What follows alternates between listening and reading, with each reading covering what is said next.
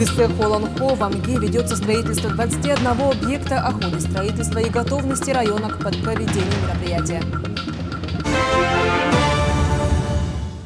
Сегодня в Амге работала комиссия по подготовке и проведению ИСЭХа Олонхо. Рабочая группа осмотрела места строительства объектов, предназначенных для проведения мероприятия.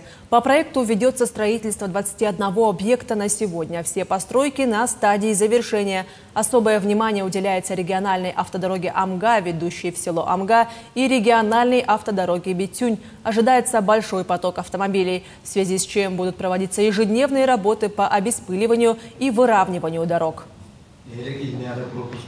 Мы буквально 3 недели назад сюда выезжали и смотрели ход строительства регламентных объектов. Тогда был процент готовности где-то 70%, а сейчас уже более 90%. Мы договорились, что до 10 числа основные строительные работы завершатся, как мы планировали.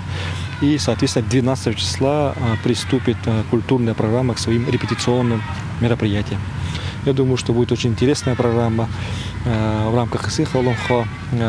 Одних только творческих конкурсов около 40.